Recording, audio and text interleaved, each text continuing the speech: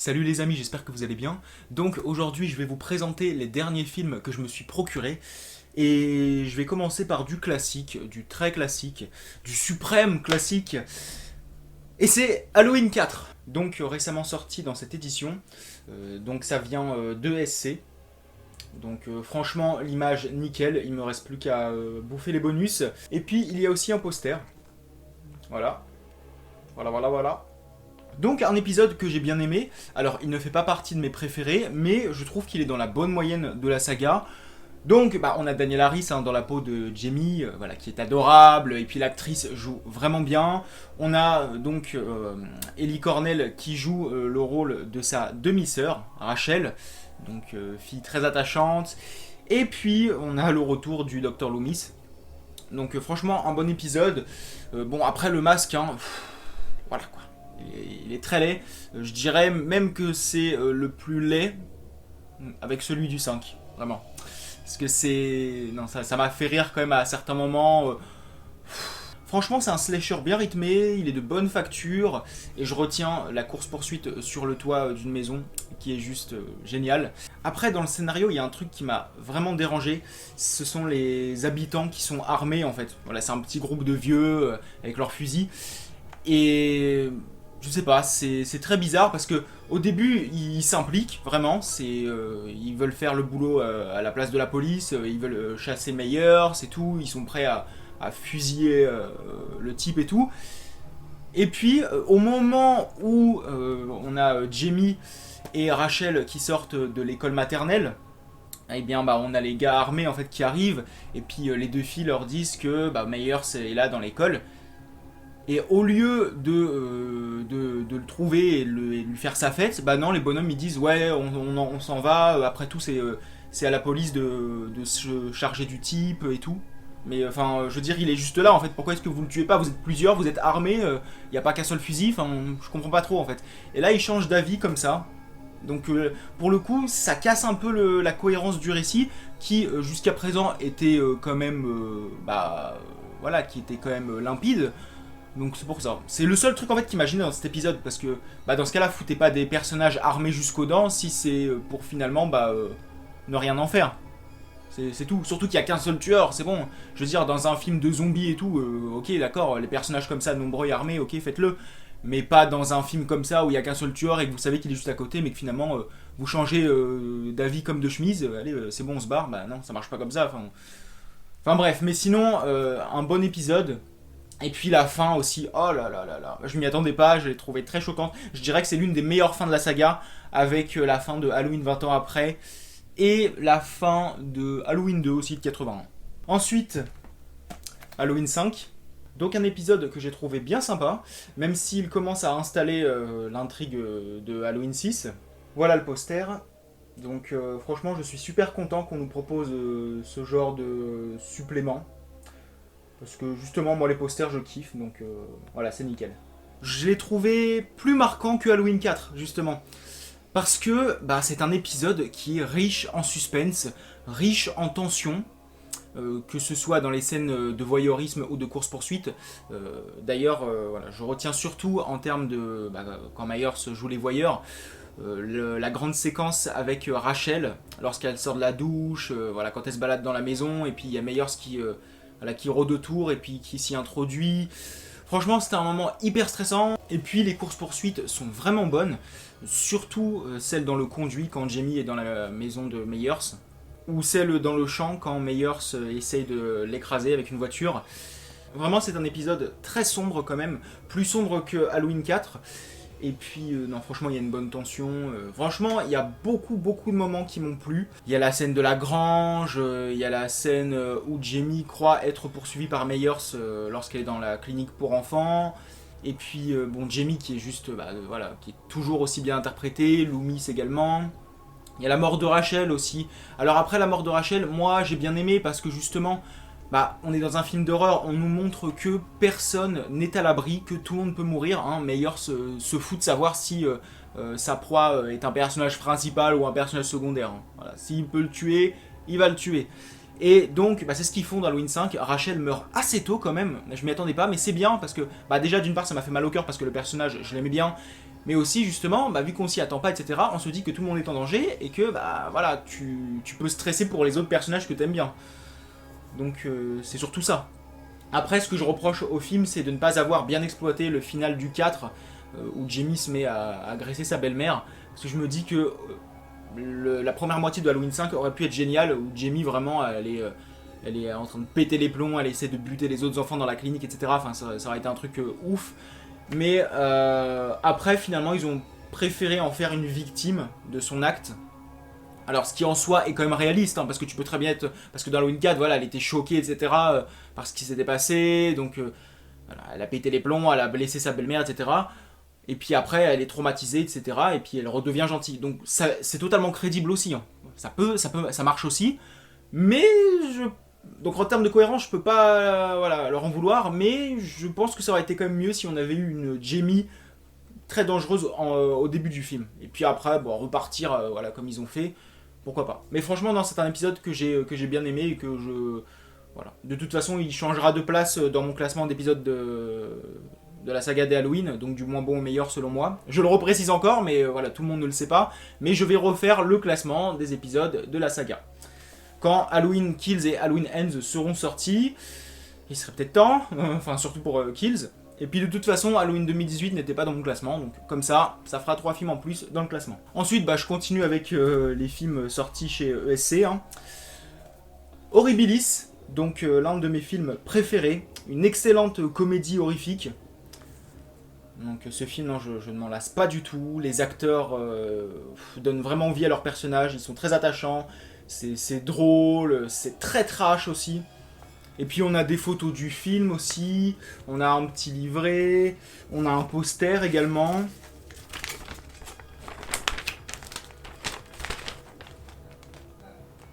Donc je sais pas si vous voyez très bien, parce qu'avec les reflets là, c'est un peu chaud. Toujours de chez ESC, on a Le Blob de 88. Donc celui-là, je l'avais déjà en DVD, donc comme Halloween 4 et 5 et Horribilis. Et je me suis dit, non, franchement, le film, je l'aime beaucoup, donc il mérite un Blu-ray, voilà. Et puis, on a aussi un livret, des photos du film, et puis le poster, donc le même en fait, pareil. Alors franchement, je trouve ça super sympa de la part de SC de proposer ce genre de choses. Alors ensuite, un film que je ne connaissais pas du tout, et c'est Le Tueur de l'autoroute. Alors, ce matin-là, lorsque Hans prend la route avec sa famille, il ignore qu'il se dirige droit en enfer. La circulation est dense. Arrogant, sur les nerfs, Hans ne se maîtrise pas, conduisant trop vite, agacé par ceux qui respectent les limitations de vitesse. La situation dégénère lorsqu'il s'en prend au mystérieux conducteur d'une camionnette qui ne va plus le lâcher.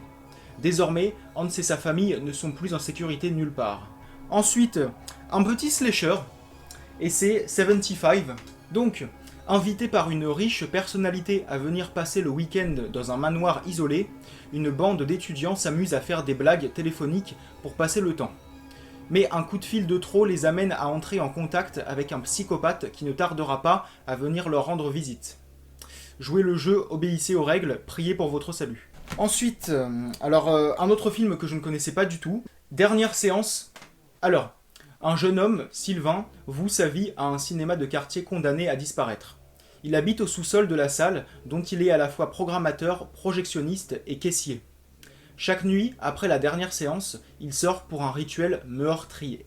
Ensuite, alors là, il s'agit d'un giallo, un genre que je kiffe de ouf, et c'est L'homme sans mémoire.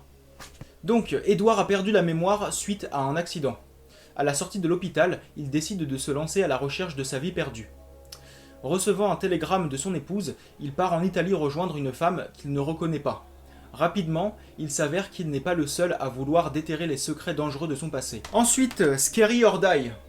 Donc là, il s'agit d'un DVD américain qui propose une version française, tout simplement. Il n'y a pas d'édition française. Donc, ce serait un film à sketch, donc un film qui comporte plusieurs courts-métrages, plusieurs segments. Donc, je vais vous lire le résumé que j'ai trouvé sur internet parce que il est beaucoup plus schématisé, on va dire. Alors, donc, 5 sketchs sont reliés par un fil rouge, une séance de surf sur le site scaryordie.com où l'internaute, au fil de ses visionnages, se mue progressivement en monstre. Donc, déjà, on a The Crossing, Donc des Américains rétrogrades et racistes kidnappent des Mexicains pour une séance de tir aux pigeons. Mais l'heure de la vengeance va sonner. Ensuite, on a Teo-Jung's Lament.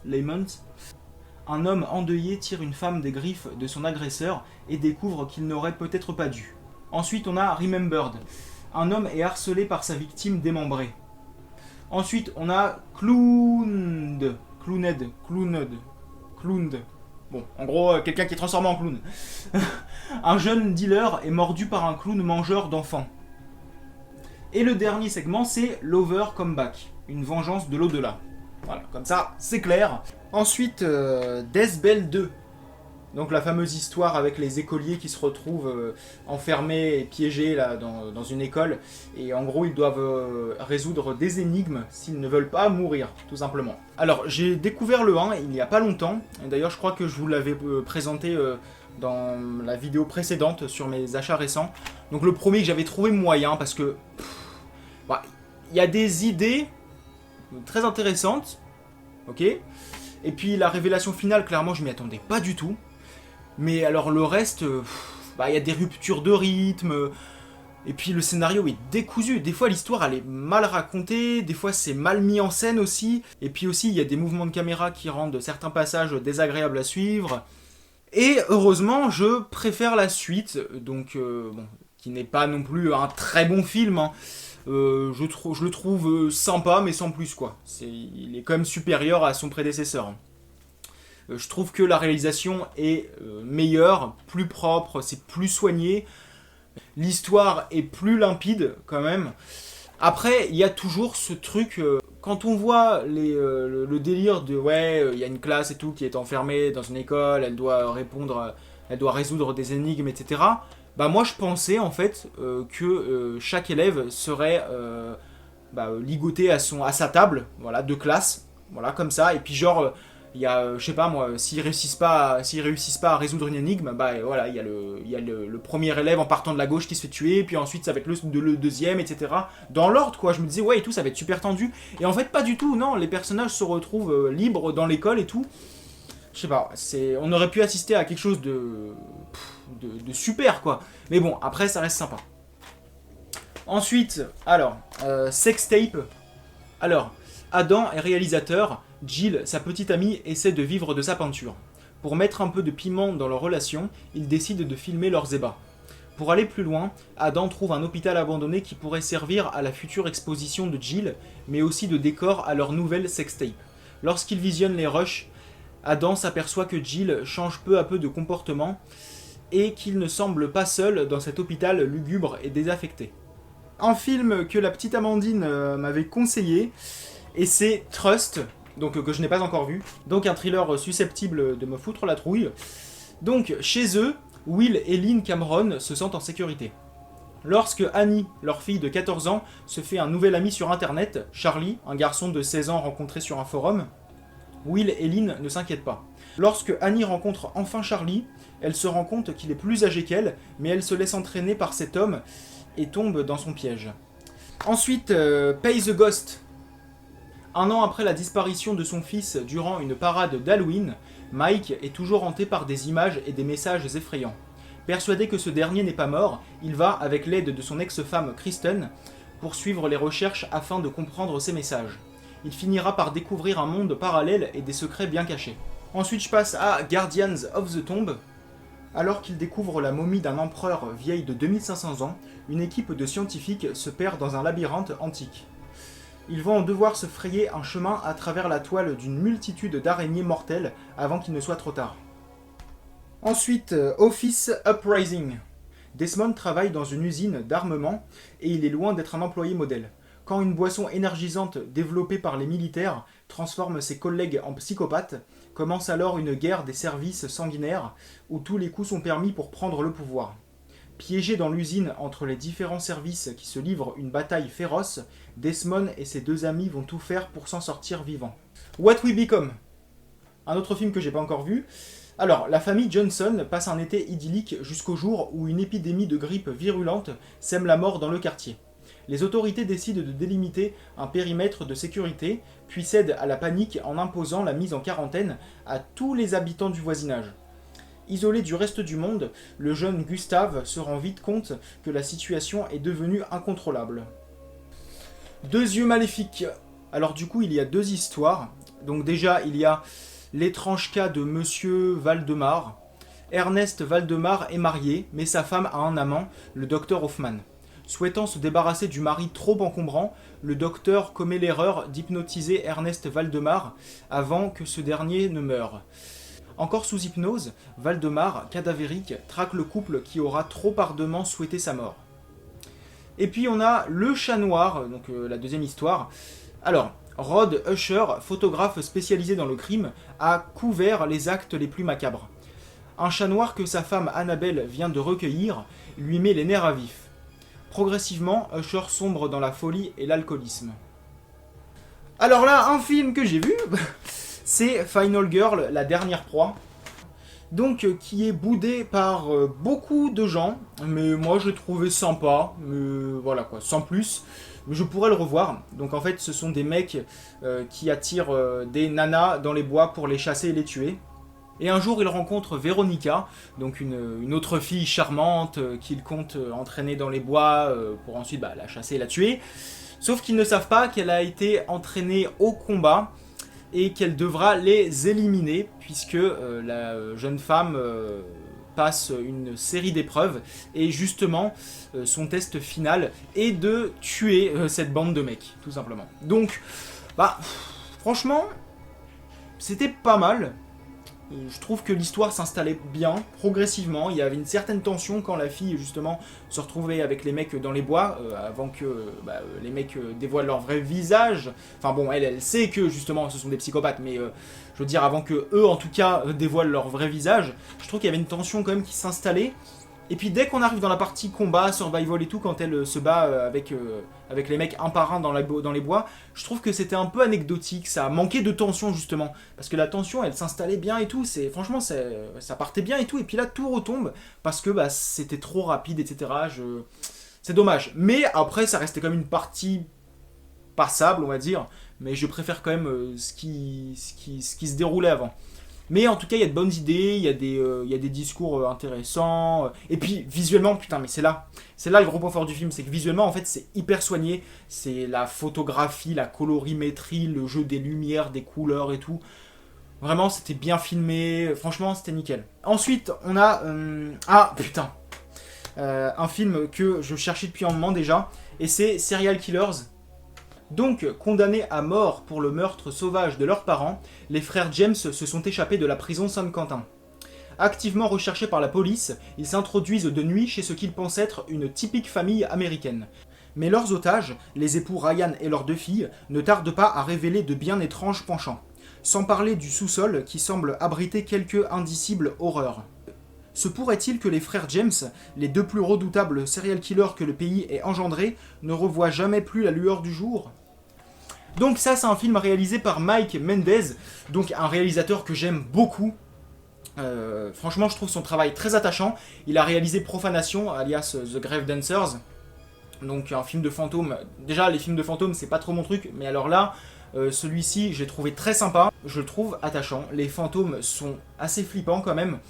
C'est très violent, c'est étonnamment sanglant aussi. Il a aussi fait Don't Kill It. Enfin voilà, il y en a d'autres, il y a Le Couvent, il y a aussi son segment dans Tales of Halloween, donc qui est une parodie de Vendredi 13, il me semble.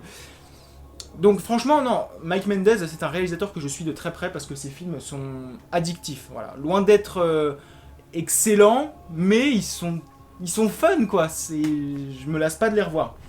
Ensuite, Farmhouse, donc que j'ai connu grâce à Mad Movies. Alors, un jeune couple, Chad et Scarlett, souhaitent prendre un nouveau départ afin d'oublier un passé douloureux. Mais à la suite d'un accident de voiture, ils se retrouvent au milieu de nulle part. Par chance, ils se réfugient dans une ferme des alentours, où un étrange couple les accueille et leur offre l'hospitalité pour la nuit. Le piège vient juste de se refermer sur eux.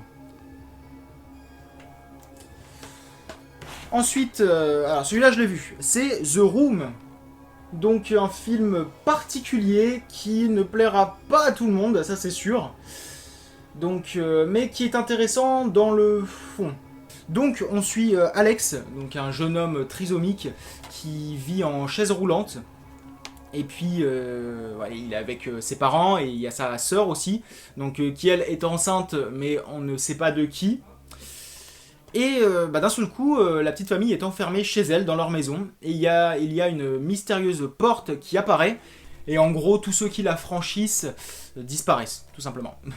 Donc, je dirais que ça passe, on va dire.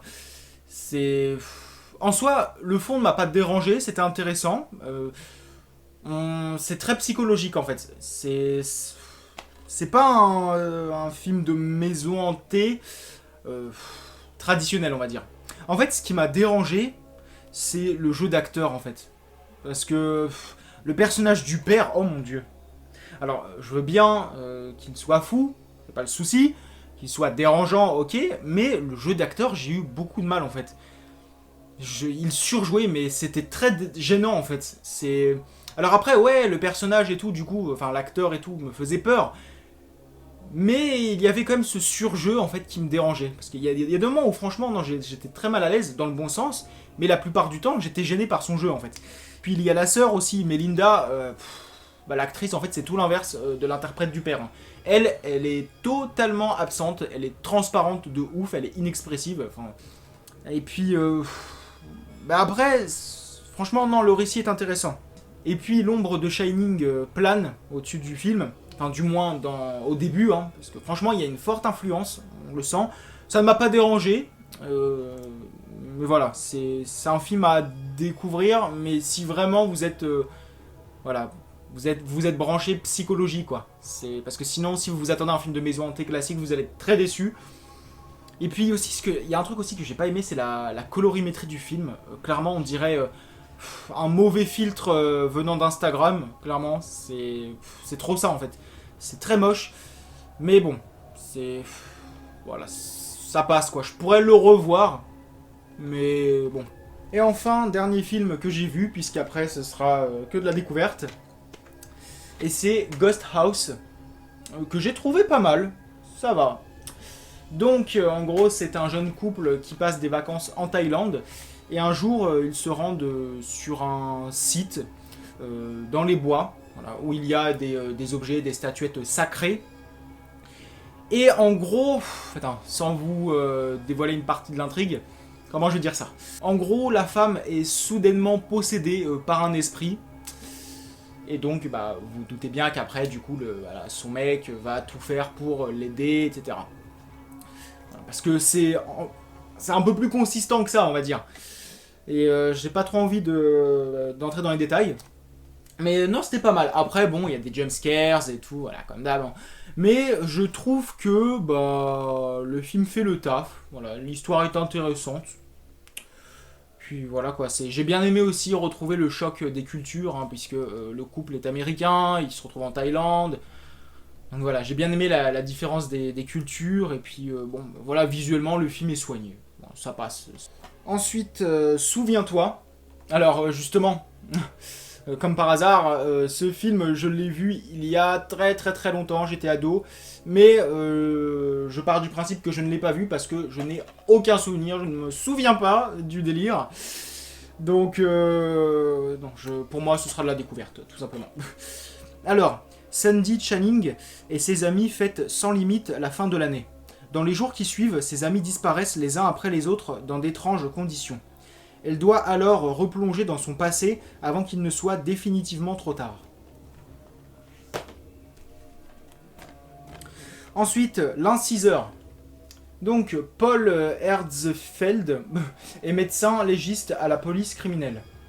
Alors qu'il pratique une autopsie sur une jeune femme atrocement mutilée, il découvre dans son crâne une capsule contenant un morceau de papier sur lequel sont notés un prénom et un numéro de téléphone. La voix qu'il entend au bout du fil est celle de sa fille, qui l'appelle au secours. Une terrible course contre la montre s'engage, parsemée de nombreux cadavres. And soon the darkness. Stéphanie et Ellie sont deux amies aussi belles qu'inséparables. En vacances en Argentine, les deux jeunes femmes décident de faire une balade à vélo au cœur d'une région inhabitée. Perdus alors que la nuit commence à tomber, une rencontre bouleverse leur périple et marque soudainement le début de leur calvaire. Ah, The Circle, avec Angela Bettis, donc l'une de mes actrices préférées, qui a joué May, ensuite dans Toolbox Murders, la version télévisée de Carrie, ensuite dans Scar 3D, The Woman, etc. Enfin bref. Donc, une femme en panique se rend chez l'homme qui a été engagé pour tuer son mari et le convaincre de ne pas passer à l'acte. Ils partent alors tous les deux sur la piste du commanditaire de l'assassinat pour tenter de faire annuler le contrat qui pèse sur la tête de son mari. Elle va découvrir un milieu étrange où se côtoient les vivants et les morts. Donc le premier thriller surnaturel en temps réel. Donc ça, je pense que c'est un film qui a été tourné sans coupure. Il n'y a pas eu de pause. Donc moi je pense que c'est ça. Et franchement, ça a l'air pas mal. Alors l'histoire en elle-même, c'est pas ce qui m'attire le plus, mais c'est surtout l'actrice Angela Bettis. Et puis aussi le fait que ce soit un film tourné en temps réel. Donc j'ai vraiment hâte de voir ce que ça va donner. Alors, un autre film que je connaissais pas, je suis tombé dessus chez Easy Cash. C'est Rite de passage. Alors, tous les rites initiatiques laissent des traces. Donc, mordu d'anthropologie, Nathan invite le professeur Nash et un petit groupe d'étudiants à venir passer un week-end dans le ranch de famille construit sur un cimetière indien afin de recréer les conditions d'une ancienne cérémonie de purification de la tribu des Chumash, je sais pas comment on dit. C'est là que vivent Benny, son illuminé de frère aîné, et Delgado, une sorte de psychopathe paranoïaque qui n'a plus toute sa tête depuis la mort de sa femme. Ce dernier, qui voit d'un très mauvais œil l'arrivée de ces intrus, se met en tête de les chasser comme du gibier. Ensuite, un film qui m'intriguait depuis des années, et c'est Les Proies. Alors, Claire trouve dans le jardin de ses parents un garçon de son âge grièvement blessé et ne parlant pas sa langue. Elle le soigne en cachette, mais découvre rapidement qu'il s'agit d'un passeur de drogue poursuivi par des trafiquants. Pour le sauver, Claire s'enfuit avec lui. Ils deviennent alors les proies d'un tueur sans merci. Un thriller dur et émouvant sur l'adolescence. Un film choc. Ensuite, alors celui-là, pareil, je ne le connaissais pas du tout, et pourtant c'est un film de Paco Plaza, donc celui qui a fait Rec 3, et Conte de Noël, voilà. Et il a aussi du coup réalisé avec Balaguerro les deux premiers Rec. Enfin bref, Paco Plaza c'est un réalisateur que je connais bien, et là pour le coup je ne connaissais pas ce film. C'est Les Enfants d'Abraham. Daniela cherche à comprendre pourquoi son père, qu'elle adorait, s'est suicidé. En reconstituant les derniers jours de sa vie, elle espère trouver un indice qui pourrait l'aider à comprendre ce geste qui a brisé son existence. Ses recherches lui font découvrir un homme radicalement différent de celui qu'elle aimait et admirait. Les souvenirs de son père, un être qui, selon les apparences, avait consacré sa vie au bonheur et au bien-être de sa fille, sont peu à peu remplacés par une réalité tout autre, celle d'un homme cruel et dangereux. Daniela va progressivement perdre son innocence, ouvrir les yeux et se réveiller dans un monde sombre et corrompu où s'entrelacent religion, intrigue et mort. Ensuite, La prophétie des ombres. Donc j'avais vu des extraits à la télé, ça remonte à des années. Donc 5 septembre, Washington. Juste avant de mourir, la femme du journaliste John Klein raconte à son mari qu'elle a vu une silhouette étrange. 12 novembre, Point Pleasant, Virginie. Après enquête, John Klein s'aperçoit que plusieurs personnes de cette petite ville ont été témoins de la même apparition et que toutes sont décédées. Créatures étranges, regards glaçants, grandes ailes, les descriptions semblent dépeindre un spectre diabolique. 28 novembre, Denver, Colorado. La silhouette apparaît. 99 personnes périssent. 10 décembre, Point Pleasant. La silhouette se manifeste à nouveau. Annonce-t-elle une catastrophe ? La psychose commence. Ensuite, Tasmanian Devils. Alors, 5 base jumpers sont prêts à sauter d'un hélicoptère dans un spot perdu au milieu de la Tasmanie. Stone, qui a payé un passe-droit pour aller dans ce coin, n'est soudain plus très enthousiaste. Prémonition ? Il s'empale sur une stalagmite et son sang attire une créature qui le dévore. Les 4 autres échappent miraculeusement à la créature pour se retrouver face à 3 rangers désireux de les emprisonner pour avoir enfreint la loi. Une aventure 100% adrénaline au cœur d'une jungle terrifiante. Donc il y a l'actrice Danica McKellar qui a joué dans Fanatic, un film que voilà, j'avais découvert sur Énergie 12 quand j'étais au collège. Donc Danica McKellar, bon, une actrice que j'adore en fait. Enfin, pour moi c'était la révélation du film Fanatic. Et franchement cette femme en fait, je sais pas, j'aimais bien en fait sa prestance et son personnage dans Fanatic et je me suis dit bah voilà, j'ai hâte de voir aussi ce que ça va donner du coup dans Tasmanian Devils. Ensuite, autre film que je ne connaissais pas, c'est 7 jours à vivre. Donc, Hélène et Martin Shaw s'installent à la campagne pour recommencer une nouvelle vie. Dès la première soirée dans leur nouveau foyer, l'atmosphère étrange de la maison semble peser sur ces 2 nouveaux occupants. Le lendemain matin, Hélène commence à recevoir d'étranges messages qui la préviennent du nombre de jours qui lui restent à vivre. Le compte à rebours est lancé, les jours d'Hélène sont désormais comptés. Ah putain, ce film, putain, ça fait des années que qu'il m'intrigue. Et j'ai découvert son existence quand, oula, j'étais hyper jeune. Et je pensais qu'il s'agissait d'un film de zombies, en fait, un vieux bis italien et tout, mais en fait, voilà, non, rien à voir. Et c'est Les Revenants. Les morts sont revenus en masse. Dans le monde, des milliers de personnes décédées ont quitté les cimetières pour investir les villes. Puis le phénomène s'est arrêté comme si les portes du monde s'étaient de nouveau refermées. On est entré maintenant dans une nouvelle phase particulièrement délicate. La réinsertion des morts dans leur famille. Donc, je vais vous lire aussi un autre truc. Alors, voici Un objet rare, un film français fantastique. Détournant l'usage du motif mort-vivant, le jeune Robin Campillo enterre les habituels frissons pour s'intéresser à la difficile réinsertion des disparus. Un point de départ dramatique formidable. La forme, glaciale, clinique, épurée à l'extrême, suffit à susciter une oppressante étrangeté, force l'admiration et marque la naissance d'un cinéaste. Atypique. Ensuite, Cronenberg. Spider. Après plusieurs années d'internement, Spider est transféré dans un foyer de réinsertion dans les faubourgs de Londres. À quelques rues de là, enfant, il a vécu le drame qui a brisé sa vie. Spider replonge alors dans ses souvenirs et mène une étrange enquête qui va lui révéler ce qui s'est réellement passé. Alors là, c'est clairement pour m'amuser. Voilà, des fois il m'arrive de péter les plombs. Hein.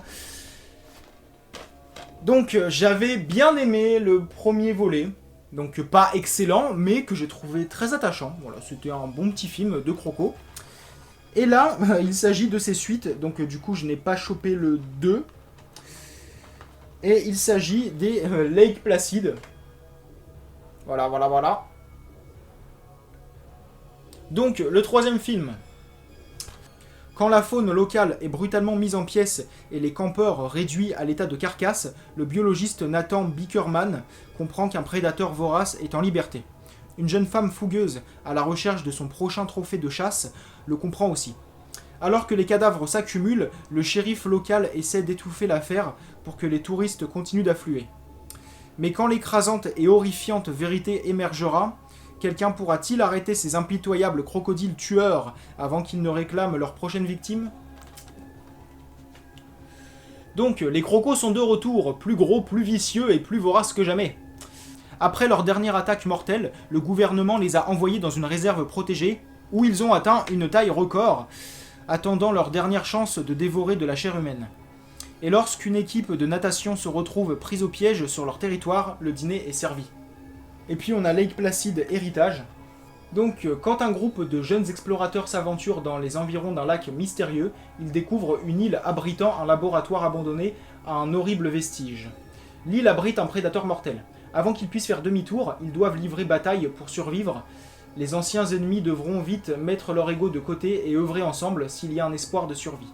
Ah oui, et puis il y a aussi un autre épisode que je n'ai pas, avec Lake Placid 2, c'est Lake Placid versus Anaconda. Donc voilà. Ensuite, il reste 5 films à vous présenter. Alors déjà, il y a... Alors, un autre film, du coup, que j'ai vu il y a très longtemps, mais je n'ai aucun souvenir.